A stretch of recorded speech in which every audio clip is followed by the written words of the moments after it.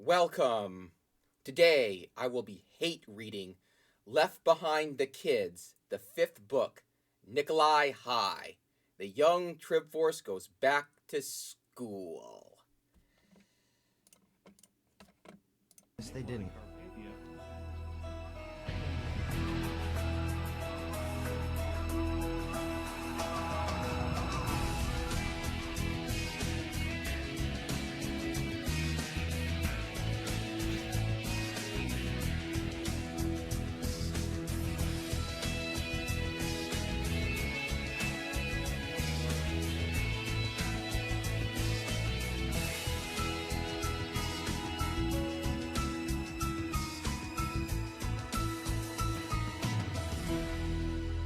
The kids left behind. Yeah, I have a love-hate relationship with the series. I haven't read a word of the Left Behind the Kids series before COVID, before 2020.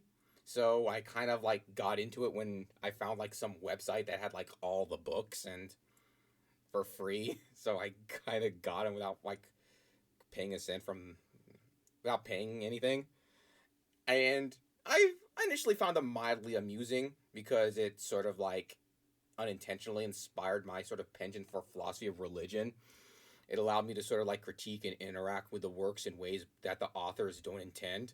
And I mean, aside from that, I mean, I slowly grew to I slowly grew to sympathize with the three protagonists because Ryan had died in the early series. So I started reading the later books. I kind of like Judd, Vicky, and Lionel in their own way. They're kind of like Ash, Misty, and well, they're not like Ash, Misty, and Brock because in book 17, Vicky stayed behind in the States while Judd and Lionel went to the Middle East and stayed there for I until book 37. So they're not like Ash, Misty, and Brock. And then yeah, Vicky's actually a redhead, so she's kind of like Misty in that sort of coincident. It's coincidental. Yeah, so I guess the whole point is that I sort of sympathize with the characters. I mean, I just see them as a bunch of kids trying to survive in some sort of apocalyptic world and trying to do good. Which in this case, in this context, it is that Christianity is true because obviously the rapture happened, all these judgments are happening, and you have to save people. You have to try to convince them of you. You have to get them to accept the gospel and repent. And if they do that, they get eternal life. And if they don't, I mean, canonically, they go to hell. But even if we don't take the author's view of hell and we just assume that the unsaved get annihilated, I mean, just saving them is a good thing. So I will just read the back. A new challenge faces Judd, Vicky, Ryan, and Lionel. They must take their newfound faith to the classrooms of Global Community Middle School and Nicolae Carpathia High. Danger awaits them should they obey the authorities who outlaw carrying Bibles or even talking about God. Should they risk everything and speak the truth to their friends? Who could they trust?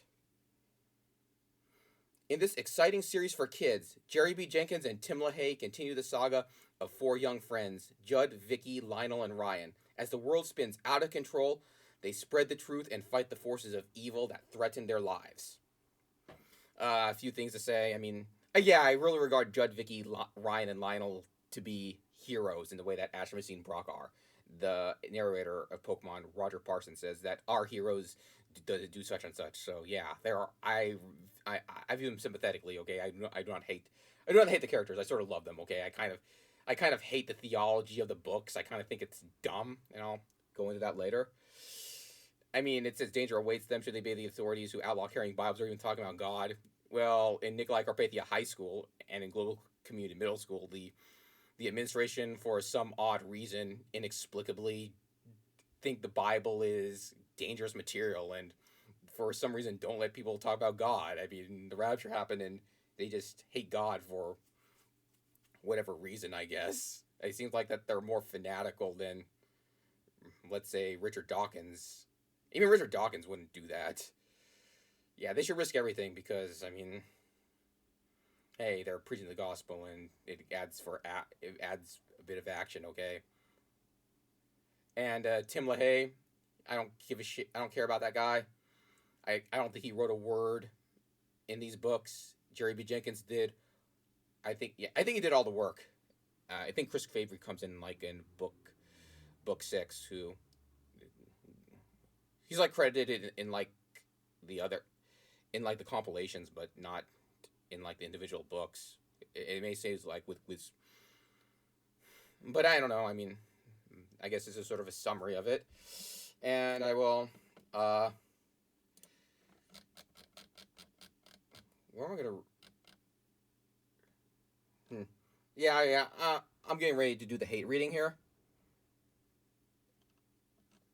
Yeah.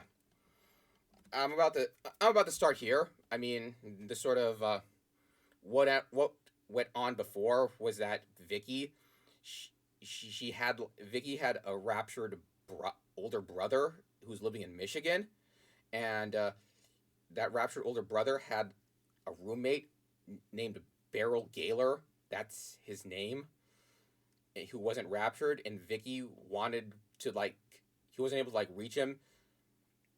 He was only able to reach him on the phone like once, like on the day of the rapture, but for some reason Vicky wasn't able to like reach him afterwards. So Vicky had this idea or had a desire to actually go to Lansing, Michigan to meet Beryl Gaylor. And they and their initial and the young Trib Force, I mean, our heroes, they're in Chicago. So Vicky decides to hitchhike there. And Vicky was about to get assaulted by a bunch of drunk truckers, and then he was rescued by another trucker who was a Christian, and then eventually Judd picks up Vicky, and there's a bit of confirmation in the car in this sort of sense. It shows that Vicky did something rash and stupid, and so that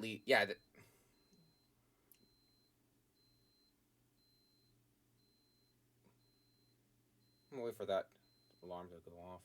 Yeah. So that leads they did something rash and stupid, so that leads to some sort of a confrontation, some sort of tension.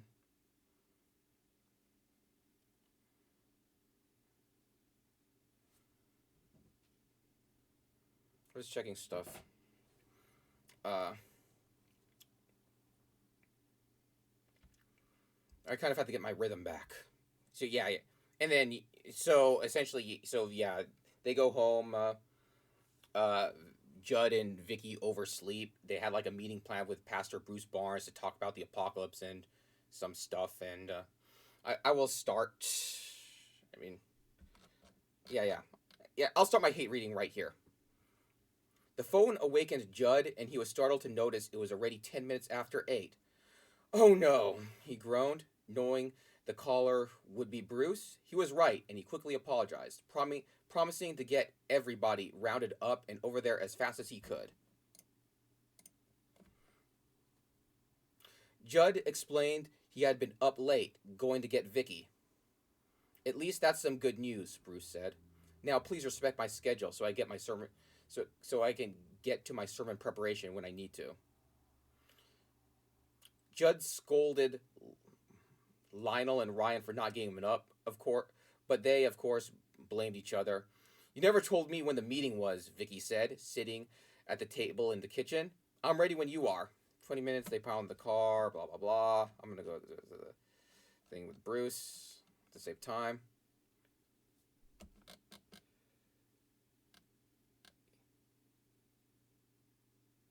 Okay, there it is.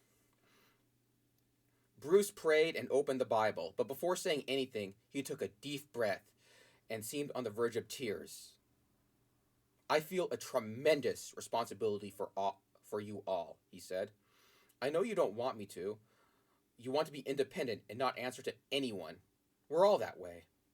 But it's nothing but pride and selfishness. The Bible says that as your pastor, I am also your shepherd. That doesn't make me your parent. But if you want me to be in the church, but if you want to be in the church and in this little group, your responsibility is to respect my authority over you. That's not easy for me either. I'm not used to it myself. I'm trying to run this church, but I'm also spending most of my days and evenings studying the Bible and commentaries so I can try to explain it to you and everyone else what's going on. And what's to come, Judd offered. Exactly. I feel the press of God on me. It's hard, and I know I'm not the only one who feels it. We're all hurting. We've all lost people. We all miss the truth. I don't want to lay this all on you, but my house is so big and so cold and so lonely that without my family, that sometimes I don't even go home at night. I study here and fall asleep, and I go home in the morning only to clean up and change and get back here. Judd didn't know what to say. He hadn't seen Bruce like this. One thing was for sure. Judd wouldn't let anybody be late to these meetings again. One of the things I had never been good at was reading the Bible every day, Bruce continued. I pretended to be a believer, a so-called full-time Christian worker, but I didn't care about the Bible. Now I can't get enough of it. I know what people meant when they say they used to feast it on the Word. Sometimes I sit, drinking it in for hours, losing track of time, weeping, praying, forgetting to eat. Sometimes I slip from my chair and fall on my knees, calling out to God to make it clear to me. More frightening and thrilling of all, he's doing just that. Vicky was riveted, and she could tell that even the younger boys were too. They haven't seen Bruce like this. Something was weighing on him, and it had nothing to do with the fact that the young Trib Force had been late that Saturday morning. I need your prayers, Bruce continued. God is showing me things, impressing truth upon me that I could barely keep quiet about. Yet, if I say these things publicly, I will be ridiculed, and might even be in danger. Like what? Bruce stepped to the corner of his desk and sat on it, towering over the kids. We know that Nicolae Carpathia is the Antichrist. Even if the story Mr. Williams told you about Carpathia, supernatural hypnotic power, and the murder of those two men was not true, and of course I believe it is, there's still plenty of evidence against him. He fits the prophecies. He's deceptive. He is charming. People are drawn to him, flocking to support him. He's been thrust into power, seemingly against his wishes. He's pushing a one-world government, a one-world money system, a treaty with Israel, moving the UN to Babylon. That alone proves it. QED, I added. Vicky's ears perked up at the mention of the treaty with Israel. He said that, she said? On the news, I mean? Isn't that the start of the 7-year tribulation? Bruce nodded. Yesterday, he said, his spokesman said Carpathia would be unavailable for several days while he conducted strategic high-level meetings. But did he say what they could be about? He said Carpathia felt obligated to move quickly to unite the world in a move towards peace. He's having nations destroy 90% of their weaponry and donating the remaining 10% to the UN in Babylon, which he has renamed New Babylon. He's also pushing in international money people to settle on one form of currency for the whole world, and he wants all the religions in the world to unite as one big group that tolerates everyone's beliefs. I guess we'll see a one world religion, and I sort of went to a monotone pace there because, yeah, you're going to trust some Romanian guy to give up. You're going to trust some Romanian guy where you give him all your weapons, and he's going to destroy 90% of them, and 10% will remain in some sort of arsenal in Al Halal, Iraq. It says in Babylon, but yeah, the U.S. is going to give up all its ICBMs and tridents to some Romanian guy. Just wanted to get through that absurdity. Vicky's mind was reeling, as it had been since the day of the disappearances. At times, she still wondered if this is some crazy nightmare. In an instant, she had gone from rebellious teenager to a fanatical believer in Christ. She wanted to press Bruce to ask him about this treaty. That would be proof, if nothing else. But how did he know? She didn't want to interrupt him. Sort of commentary is that, yeah, I think this is a sort of a dream, Vicky. I mean, it's nice that you're a fanatical believer in Christ, but just imagine a world where the United States and Russia give up all their nuclear weapons to some Romanian guy because he asked nicely. To give up all their, I mean, I think it's a Sentinel now. I mean, it's not the Sentinel, but that's the sort of planned ground-based strategic deterrent or whatever. But it's they give up their Minutemen weapons, which is what they had like when the book was published, and they give up all their tridents. Are they to some Romanian guy? Yeah, so it's a weird nightmare where the U.S. is gonna give up all their weapons, and we're all gonna have like a one world government where the global community is gonna be practically everywhere and functions as effectively as a police force, and U.S. sovereignty is gonna be mysteriously dissolved, which I don't think these books, even the adult books, cover. I'll get back to reading. All I know, he was saying, is that the closer I get to God, the deeper I get into the Bible, the heavier the burden seems on my shoulders. The world needs to know it's being deceived. I feel an urgency to preach Christ everywhere, not just here. The church is full of frightened people, and they're hungry for God. We're trying to meet that need, but more trouble is coming. When he paused, Vicky jumped in. But the treaty? Has he really announced a treaty? Bruce looked at her and nodded. The news that really got to me yesterday was the announcement that the next major order of business for Carpathia is what he calls an understanding between the global community and Israel. I don't know what form it'll take or what benefit it will be to the Holy Land, but clearly this is the 7-year treaty. If that announcement says anything about a promise from Carpathia that Israel will be protected over the next 7 years, it officially ushers in the tribulation. What does that mean? According to what's important here is that a sort of quirk about these books is that the 7-year tribulation, it doesn't start when the rapture happens. It starts when that treaty between Israel happens. I don't know the exact scriptural justification for it. I don't care. I'm interested in the Bible. I read a lot of it for fun when I was a master's student. I know a bit of Christian soteriology. I don't care about this eschatological crap. So I don't care. Yeah, so care about verses that talk about imputed righteousness, but not this stuff. But it's a sort of quirk with books. I mean, a quirk with like the dispensationalist framework. And it says global community right here, and it's not capitalized. So I don't think the global community has officially been established yet. Although oddly enough, that the book says that they're going to attend global community middle school, and the spoiler alert is that Judd and Ryan, they attend global community middle school, but it's not even written about. So it's not like the only thing like we know about it is that there's some girl in Lionel's homeroom who had their Bible taken and what's called dangerous material, and then Ryan complains about it. All we hear about is like self-esteem and peace. So these books really don't cover global community middle school. Maybe it's a good thing, I guess. But if I were to make a criticism about how they cover life in high school, they should like talk about proms, and like they should try to go to Sweet Valley High route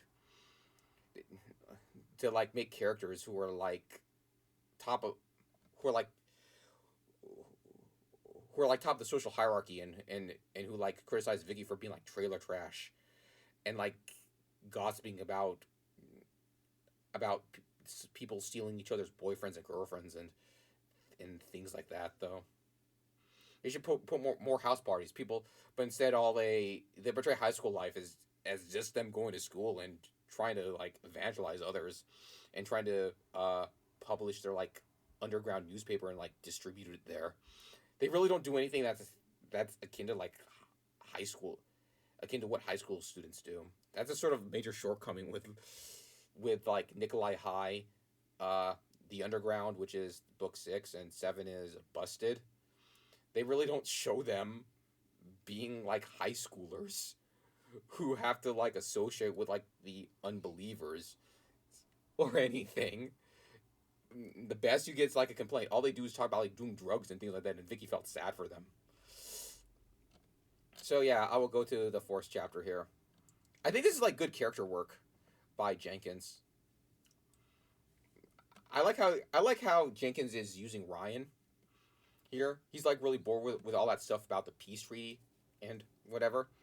He's like a kid, and he just like converted like a few days like after the rapture, and he doesn't really know anything about Christianity. But and the books really depict him as like as a sincere believer who really believes in all this, who really believes in it. So I mean, yeah, good for Ryan. I'm not criticizing.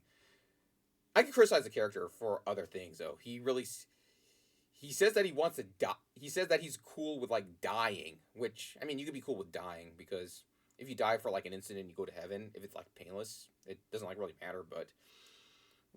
But most people are not gonna die like that.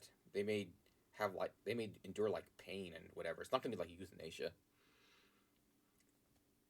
Can we go soon? Ryan asked. I have no idea what you guys are talking about.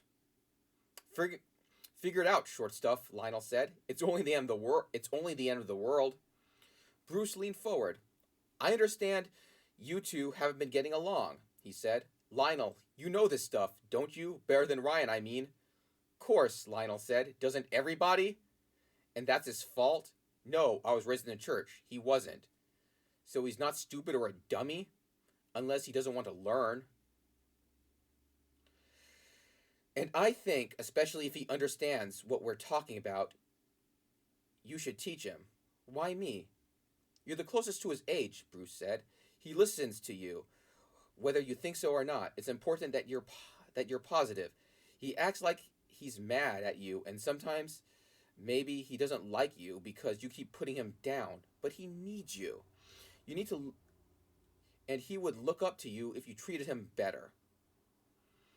Lionel looked down. Judd hoped Bruce was getting through to him. It was a good idea. Lionel being Ryan's teacher. The question was whether either of them would tolerate it. You two work it out, Bruce said. Lionel rolled his gaze at Ryan, who looked back with his brows raised. Judd took that to mean both were willing to give it a try. Now that could be interesting.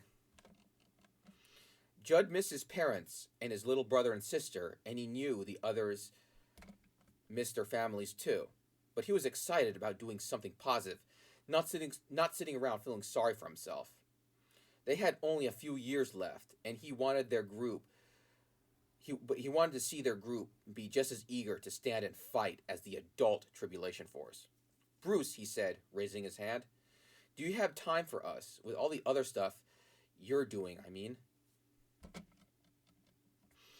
I'll make time if you all get serious about it. The adult force meets here every night for 2 hours. I can meet with you guys after school whenever possible. I will outline what the Bible, what God has revealed in the Bible.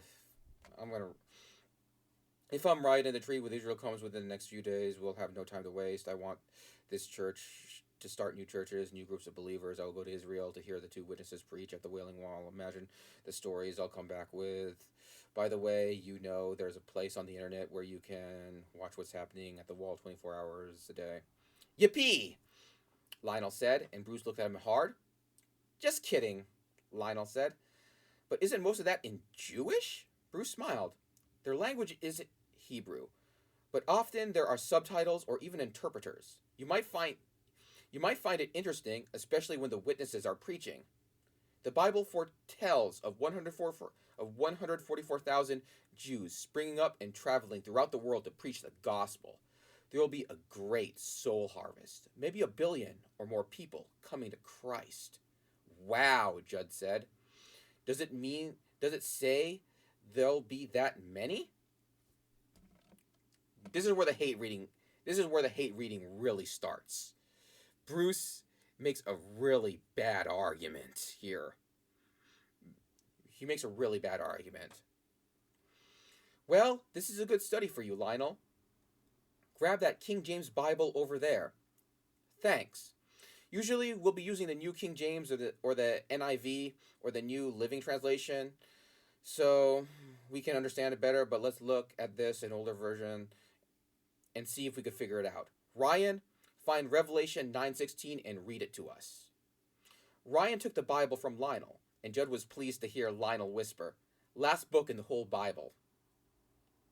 Ryan found the verse and read, "And the number of the army of the horsemen were 200,000, and I heard the number of them." "Stop right there! Stop there!" Bruce said. "What was the number he heard?" "Me?" Ryan said. "If you know." "Anybody knows that," he said. 1,000,000 is a million, so the number he heard was 200 million. "Good," Bruce said. "Now, at the risk of being too simple, would you say that the army of horsemen, even though it was 200 million, could be counted?" My commentary is that, yes, you are being too simple, Bruce. You are being too simple, and I'm hate reading this. So the number he heard was 200 million. He said, so the number he heard was 200 million. Number. And it says, and the number of the army of horsemen. It says that there's a number. "Of course," Ryan said. "The number is right here. Right, it's so obvious. Judd, read Revelation 7:9. Judd took the Bible from Ryan and read, "After this I beheld, and lo, a great multitude, which no man could number, of all nations and kindreds and people and tongues, stood before the throne and before the Lamb, clothed with white robes and palms in their hands." "That's enough," Bruce said. "Anybody catch it?"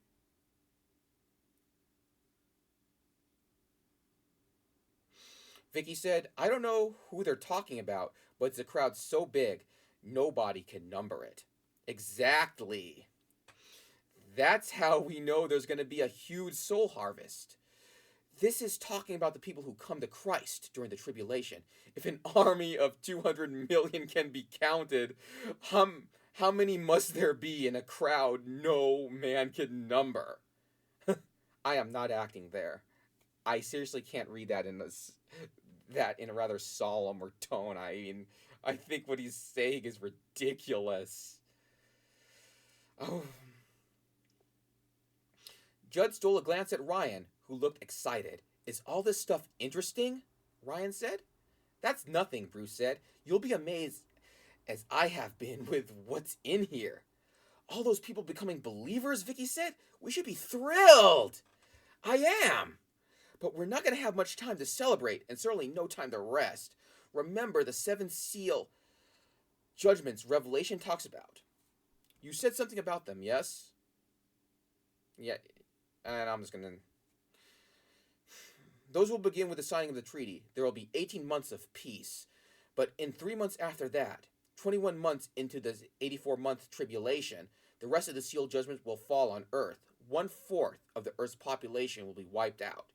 Do you understand what that means?" And that 1/4 of the Earth's population is the population that remained after the rapture of those who were left behind, it's not the pre-rapture population. So obviously, I was going to do some hate reading here, and I want to make this video short so I don't read any further. I think the next segment is a little better, because I think it does some decent work with Ryan. So, like I said, Bruce delivered a flawed argument to argue that there'll be 1 billion or so people being saved during the tribulation. I mean, I don't believe in the tribulation. I don't believe in dispensationalism, so I don't think it's going to happen, but let's assume that there's going to be a tribulation. And the Bible says that there's a tribulation. Let's assume that, okay? I still think Bruce's reasoning is flawed. And I'm into reason. I play reasoning a lot. So, like I said, and the number, yeah, there's a specific number. What number? So the number was 200. There's 200 million horsemen. And then, yeah, he said number, and then Bruce used the word counted. So so Bruce is saying that the 200 million horsemen could be counted, whatever that means. Of course, the number is right there. Ryan is a 12-year-old, okay? I don't think he's taken chemistry or physics or whatever. I learned this shit in chemistry, okay? What am I thinking about in chemistry? It's an important concept. We're talking about sig figs. So, what does the King James Version says? It says 200,000,000. So that's 6 sig figs if 200,000,000 is so. I mean, it could be like, I mean, is there like a way to distinguish between 199 or 199,999,000 versus like 201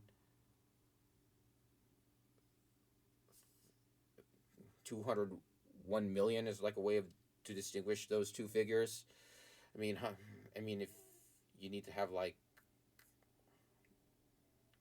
well, to, is there like any way? No, I mean, if you have like only 2 or 3 sig figs, I mean, that number can't be counted. I mean, it can't. I mean, the example I like to use is like, let's say we have a GPU that plays Grand Theft Auto 5.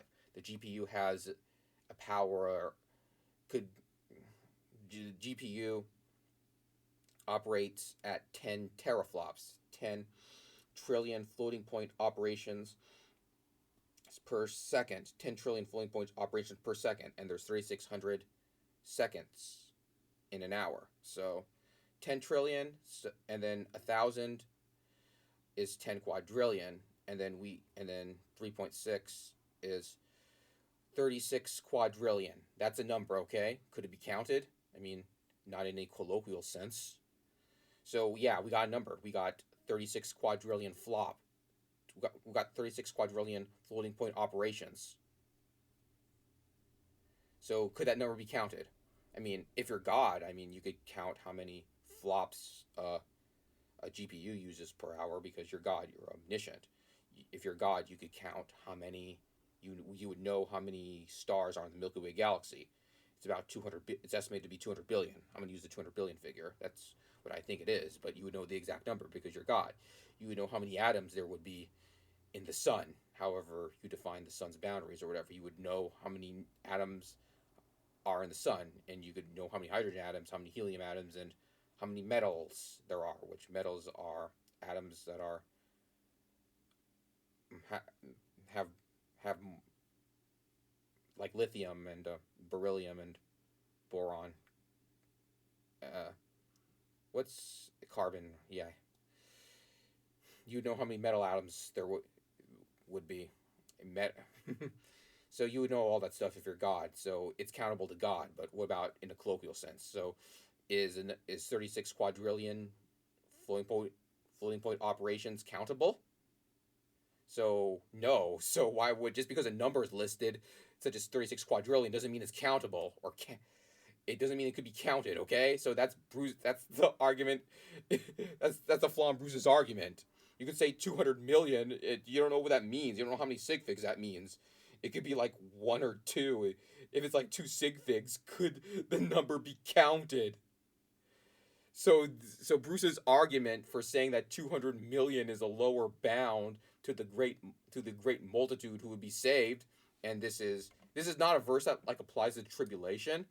I mean, Revelation 7:9. I heard this verse in like good in like all saint day masses. It's really beautiful. I mean, I think you should, if you like the Bible, you should be familiar with this because it's really cool. I love the imagery of all the saved people with the palm branches in their hand, wearing white robes. Who does it say, "Wash before the blood of the Lamb" in one of the previous verses?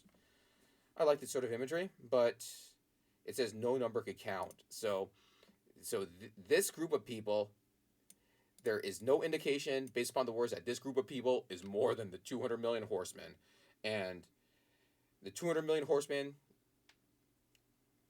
is probably a symbolic number that's not literal. It probably is supposed to symbolize that would be a lot of horsemen, but it's doing it by saying some large number, while Revelation 7:9 just says that it is emphasizes a multitude which no man could. Yeah, it says no man can number. That's what it says. It says no, which no man can number. You could also say that 200 million is an army of 200 million is something that no man could also number too. There are probably ways you could actually do it through like computing, but that could also apply to the 200 million horsemen if you actually take it literally.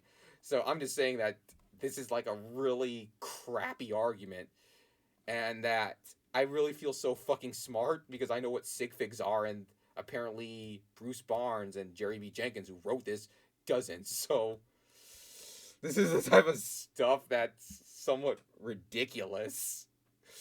And also, a part of my hate reading here is this is like in book, what do you call it? In book 9, it's the search where Ryan Daley is like Mokuba Kaiba gets kidnapped by 2 people who also are kidnapping a girl named Darian Staley. So, I mean, I think part of this is like, I don't know, I'm going to hate read this. God showed himself through, I'm not going to try to dramatize it. I'm just going to hate read it because I think what Ryan's saying is stupid. And he's not being stupid because he's stupid. The characters it's not like the authors want to like portray someone who's theologically unsophisticated. I really think he's speaking for the authors here when he's saying it. So this is not an indictment on Ryan's character. He sent his only son so we could know what God is like. He was God. Standard Trinitarian statement. That's cool. He not only showed us the truth, but he also took the punishment for the bad things we've done.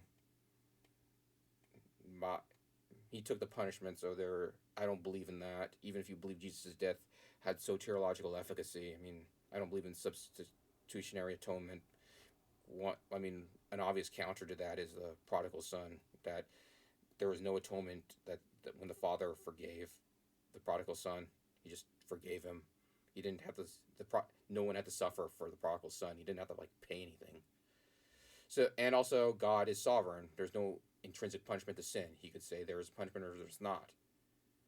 But you could say that the wages of sin is death. So the punishment is that Jesus died, and Jesus, whatever that means for Jesus. I mean, he's God. If Jesus is God, could he really die? But Jesus, well, I don't know what you mean. I mean, if Jesus had like an immortal soul who pre-existed, I mean, he could die in a bodily sense, but not in a spiritual sense. And if you believe in eternal conscious torment, I mean, the soul is immortal, so presumably Jesus is immortal. Even if Jesus was a created being, he would still be immortal in a sense because he has a spirit or whatever. But Jesus is not a created being. If you take the standard interpretation of like John 1:1, I mean, he was in the beginning the Word, and the Word was God, and the Word was with God, and the Word was God. I believe Jesus was a good person and all, but I still don't see how he could be so sure. I'm not sure because I have great faith. I'm sure because God is great. Well, Allahu Akbar, Takbir. God is great. Allahu Akbar. I guess I just have to say that. God is great. God showed how great he was by the miracles he performed. I don't know what he means, and I don't know what pronoun he's referring to, because if Jesus is God, that could be referred to. Jesus performing the miracle. God is great. God showed how great he was.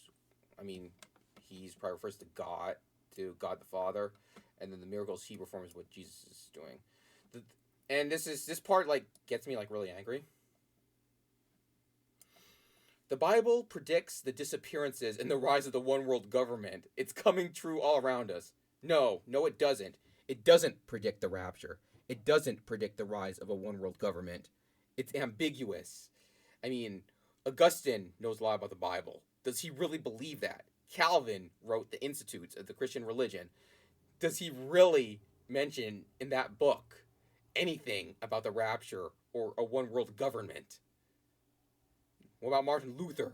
Has any of the church fathers believe this? I mean, the Bible may allude to it. The Bible may be like The Simpsons, which makes a few predictions that came true, like Donald Trump being president or whatever. But, I mean, the Bible could say a bunch of stuff and it could just be true coincidentally, or you could interpret various verses to to align with a one world government if it somehow existed, but that doesn't mean it predicted.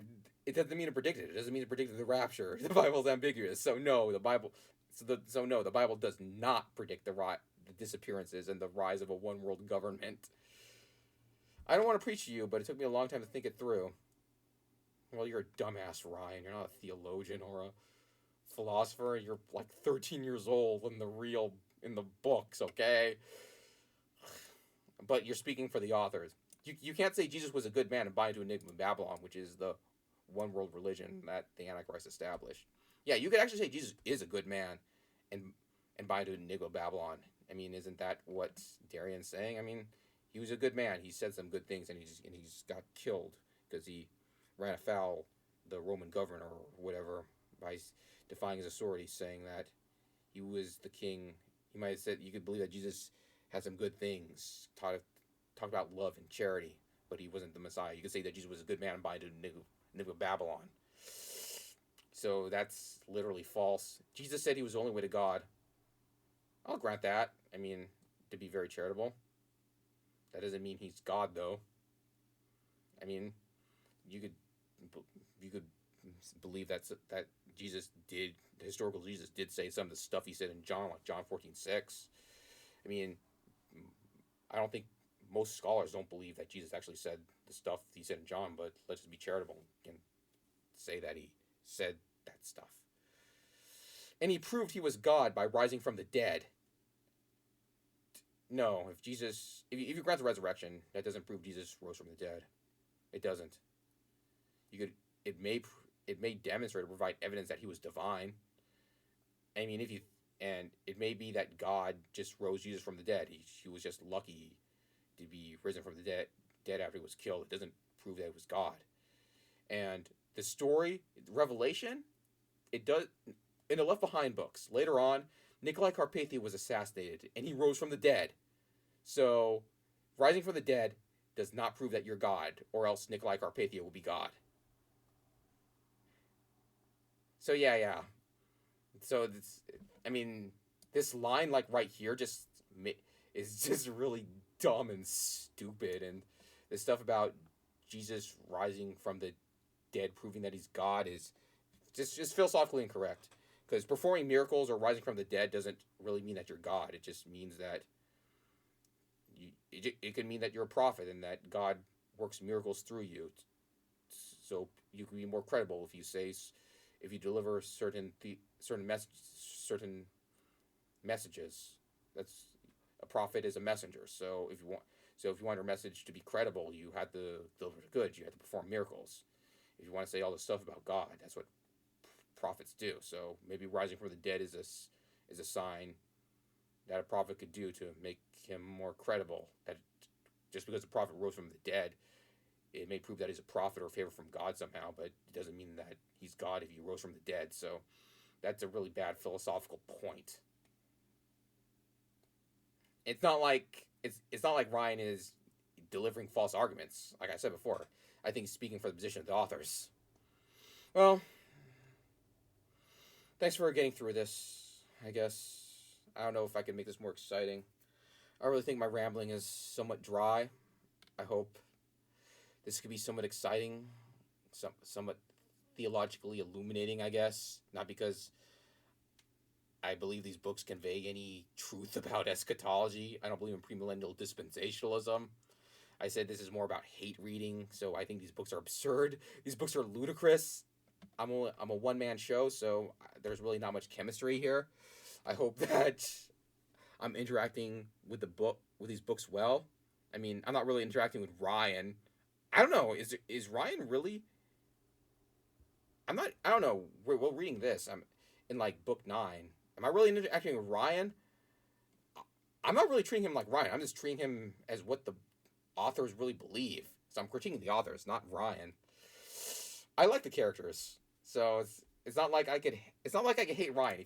If you like Ryan, or if you are sympathetic with the characters, you can't really hate him for saying this stuff. He's largely just being a mouthpiece for the author, so you can't hate him for saying this. You can't. You can't. you can't hate Ryan. He's one of our heroes who got Mokubud. But I think book 9 is a bad book. So, but I don't know. I mean, I think I said enough. So,